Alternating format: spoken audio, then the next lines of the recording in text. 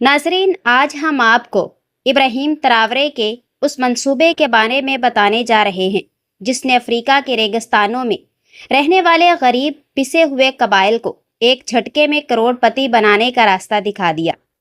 जी हाँ, वही रेगिस्तान जहाँ ऊँटों के काफिले धूल उड़ाते हैं, जहाँ कबाइल सदियों से अपनी बका की जंग लड़ते आ रहे हैं। अब वही रेगिस्तान दुनिया के अमीर तरीन बिजनेसेस की आंख का तारा बनने जा रहा है। लेकिन सवाल ये है कि ये लोग ऊँटों के मुंह में जिंदा सांप क्यों डाल रहे हैं और कैसे इब्राहिम तरावरे का ये मंसूबा बर्किना फासो की तकदीर बदलने वाला है। नाजरीन, ये सब जानेंगे हम आज की इस वीडियो में, लिहाजा आपसे गुजारिश है कि वीडियो को आखिर तक ज़रूर देखिएगा। नाजरीन, ऊँट वो जानवर है जिसका जिक्र अल्लाह ताला ने कुरान मजीद में बतौर निशानी फरमाया है। सूरतुल गाशिया में इरशाद होता है, अफला यंजुरूना इलल इबिली कैफ़ खुलिकत, क्या वो ऊँट की तरफ नहीं देखते कि किस तरह उसे पैदा किया गया। ये सिर्फ एक आयत नहीं बल्कि गौर व फिक्र की दावत है।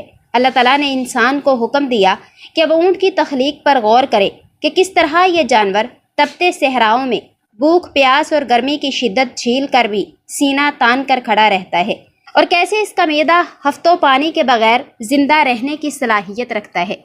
लेकिन अल्लाह की इन निशानियों को समझने वाला कोई हो तभी ये राज दुनिया पर खुलते हैं। नाजरीन, दुनिया ने सदियों तक ऊँट को सिर्फ सवारी या दूध देने वाले जानवर के तौर पर देखा, मगर इब्राहिम तरावरे वो पहला शख्स है जिसने इन सहराई ऊँटों में अल्लाह की वो निशानी देख ली जिसे दुनिया ने हमेशा नज़रअंदाज किया। नाजरीन, दरअसल बर्किना फासो के रवायती कबाइल सदियों से अपने ऊँटों को सांप खिलाते चले आ रहे हैं। इन कबाइल के बुजुर्गों का ये अकीदा रहा कि सांप खाने से ऊँट की जिस्मानी ताकत, कुव्वत बर्दाश्त और अंदरूनी मजबूती में हैरत अंगेज तौर पर इजाफा होता है। लेकिन ये अमल सिर्फ यहीं तक महदूद नहीं था। इन कबाइल का एक और कदीम तजर्बा ये था कि जब ऊँट सांप खाता है तो उसकी आंखों से निकलने वाले आंसू जहर को ख़त्म करने की कुदरती दवा बन जाते हैं। कबाइली हकीमों के मुताबिक जब भी किसी शख्स को सांप डस लेता तो वह ज़ख्म के मुकाम पर मखसूस सहराई पौधों का पेस्ट तैयार करते और इसमें ऊँट के इन आंसुओं के कतरे शामिल करते जो सांप खाते वक्त ऊँट की आंखों से बहते। इस मुरक्कब को ज़ख्म पर लगाने से न सिर्फ दर्द ख़त्म हो जाता बल्कि जहर का असर भी बेअसर हो जाता। नाजरीन, इन कबाइल का मानना है कि ऊँट के आंसू एक कुदरती जहर शिकन यानी एंटीवेनियम के तौर पर काम करते हैं और यही सदियों पुरानी रवायत इब्राहिम तरावरे के मंसूबे की बुनियाद बनी। इब्राहिम तरावरे ने इस रवायत को देसी टोटके की हद तक महदूद नहीं रखा, उसने इसे एक साइंसी और मुआशी मौके में बदल दिया। इब्राहिम तरावरे ने फैसला किया कि सहराई कबाइल को मौजूदा साइंसी तरबियत दी जाए ताकि वो सांपों की परवरिश और जहर को बेज़रर बनाने के एक ख़ास तरीके के ज़रिए दवा साजी का कुदरती अमल तैयार कर सके। माहिरीन के मुताबिक ऊँट जब सांप खाता है तो उसके जिस्म के अंदर ऐसे अज्जा पैदा होते हैं जो जहरीले अनासर को तोड़कर ऐसे प्रोटीन में तब्दील कर देते हैं जो इंसानी कुव्वत मुदाफ़त बढ़ाने, कैंसर, ज़ियाबेट्स और दिमागी बीमारियों के इलाज में इस्तेमाल होते हैं। इब्राहिम ने न सिर्फ नज़रिया दिया बल्कि अमल कर दिखाया। उसने तहकीकी मराकज़ और तरबियती अदारे कायम किए जहां कबाइल को सिखाया जा रहा है कि किस तरह मखसूस किस्म के कम जहरीले सांपों को पाला जाए, किस तरह ऊँटों के हाजमे के अमल को निगरानी में रखा जाए और किस तरह इन मियाद को दुआ साज अदारों तक पहुँचाया जाए जो ऊँट के जिस्म से हासिल किए जाए। नाजरीन, ये मंसूबा सिर्फ सांप पालने या कारोबार तक महदूद नहीं, ये एक मुकम्मल कुदरती दवा साजी की सनद है जिसमें अरबों डॉलर्स की सरमायाकारी की गुंजाइश है। आज अमेरिका की हयातियाती तजर्बा गाहें, चीन की दवा साज कंपनियां और यूरोप के तहकीकी अदारे इब्राहिम तरावरे के इस मंसूबे में सरमायाकारी के लिए कितार में खड़े हैं और यह सब कुछ इसलिए मुमकिन हो पाया क्योंकि इब्राहिम तरावरे ने अल्लाह की उस निशानी को पहचान लिया जो सहराओं में ऊँट की सूरत में रखी गई थी। वो निशानी जो नस्लों से इंसानियत के फ़ायदे के लिए मौजूद थी मगर किसी ने इस पर गौर नहीं किया। तो नाजरीन, इसके अलावा इब्राहिम तरावरे अब ऊँटनी के दूध को आलमी सतह पर इस्तेमाल करने का एक ऐसा मंसूबा बना रहा है जो सिर्फ बर्किना फासो की मईशत नहीं बल्कि पूरे अफ्रीका की तकदीर बदल सकता है। इस मंसूबे के तहत इब्राहिम तरावरे ने फैसला किया कि बर्किना फासो के रेगिस्तानी इलाकों में मौजूद लाखों ऊँटनियों के दूध को मौजूदा साइंसी उसूलों के मुताबिक प्रोसेस करके न सिर्फ मुकामी मार्केट में बल्कि बैनुल अक़वामी सतह पर बरामद किया जाए। ابراہیم تراورے نے اپنی ٹیم کے ساتھ مل کر ریسرچ کروائی تو یہ بات سامنے آئی کہ اونٹنی کے دودھ میں ایک ایسا قدرتی خزانہ ہے جو نہ صرف غذائیت کے اعتبار سے قیمتی ہے بلکہ دنیا بھر میں کئی مہلک بیماریوں کے علاج کے لیے بھی انتہائی اہمیت رکھتا ہے، خاص طور پر ٹی بی، آنتوں کی بیماریاں اور قوت مدافعت کی کمی جیسے مسائل میں اونٹنی کا دودھ حیران کن فوائد دیتا ہے۔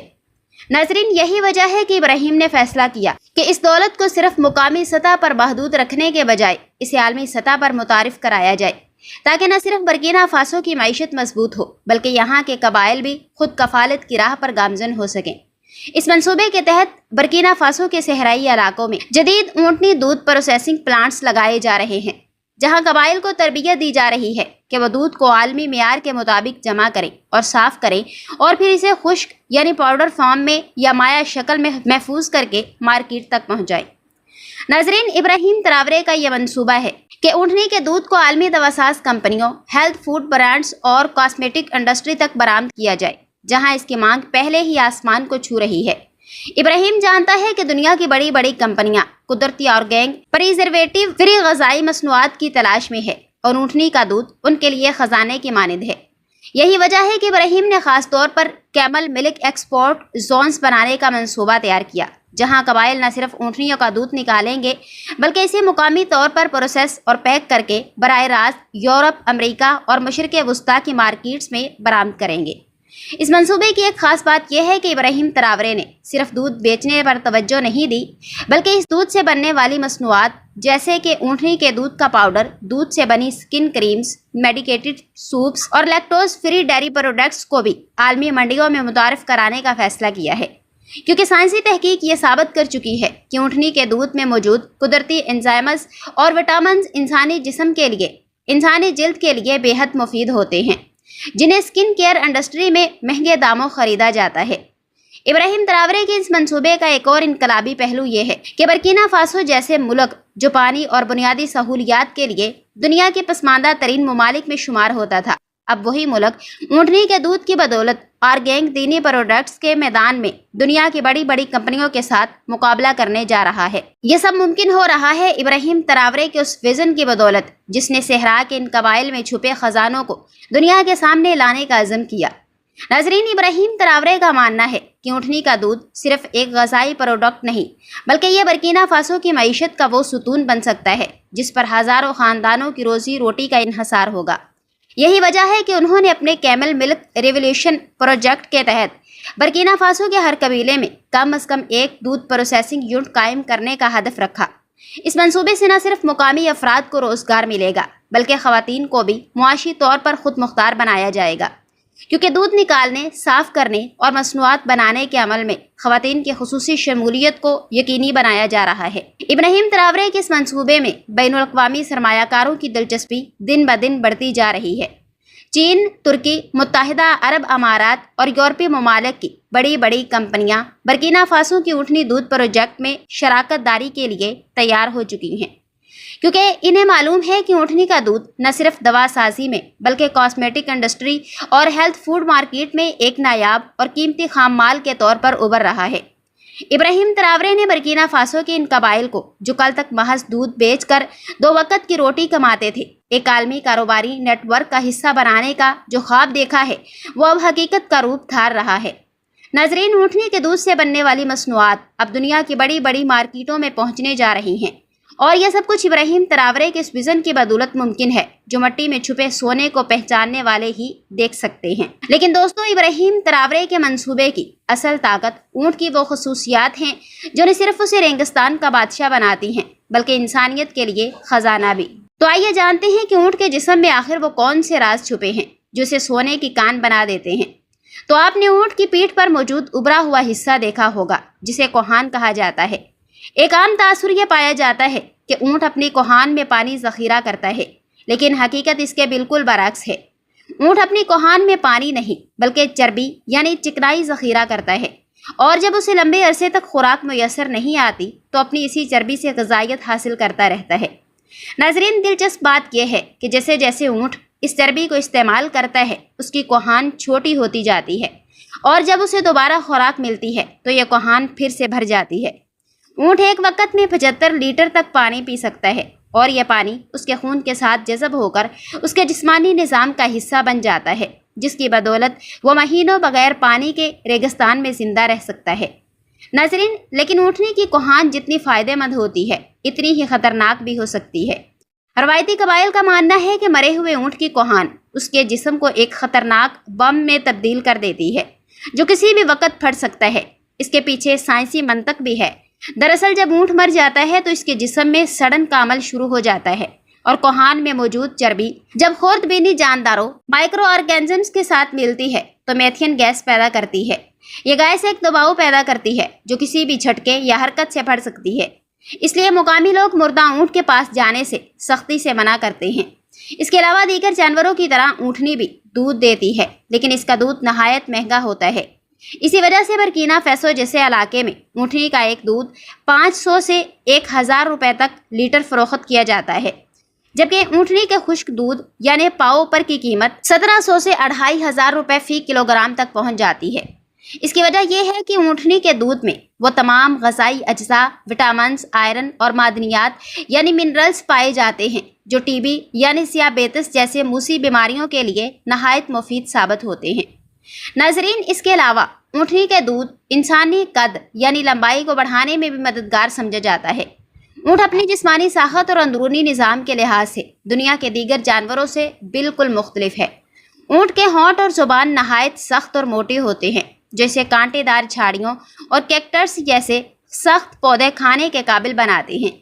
چونکہ ریگستان میں زیادہ تر کانٹے دار پودے ہی دستیاب ہوتے ہیں، اس لیے قدرت نے اونٹ کو ایسی ساخت عطا کی ہے کہ وہ ان پودوں کو بآسانی کھا سکے۔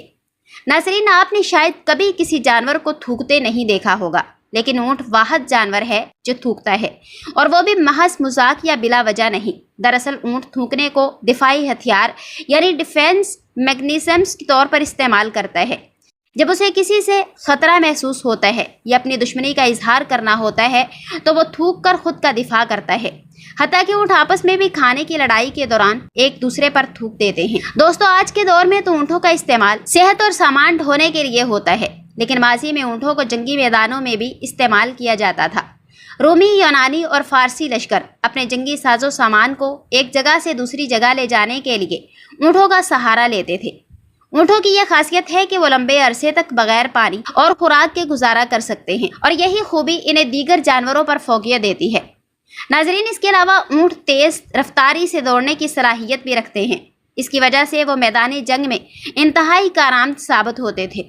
دوستو، اب آپ نے دیکھ لیا کہ ابراہیم تراورے صرف الفاظ کے نہیں، عملی کام کے لیڈر ہیں۔ وہ قبائل جو کل تک صرف اپنی بقا کی جنگ لڑ رہے تھے، آج دنیا کی بڑی بڑی معیشتوں کا حصہ بننے جا رہے ہیں، صرف اس لیے کہ انہوں نے اپنی زمین، اپنے اونٹ اور اپنی محنت پر یقین کیا۔ اگر آپ بھی چاہتے ہیں کہ دنیا ان کہانیوں کو جانے جو میڈیا کبھی نہیں دکھاتا، اگر آپ چاہتے ہیں کہ ایسے منصوبے جو واقعی زمین سے جڑے ہوتے ہیں ان کی آواز دنیا تک پہنچے، تو ابھی ہمارے چینل کو سبسکرائب کریں اور بیل آئیکن کو دبائیں تاکہ آئندہ کی ہماری ویڈیو آپ تک ضرور پہنچے۔ شکریہ، اللہ حافظ۔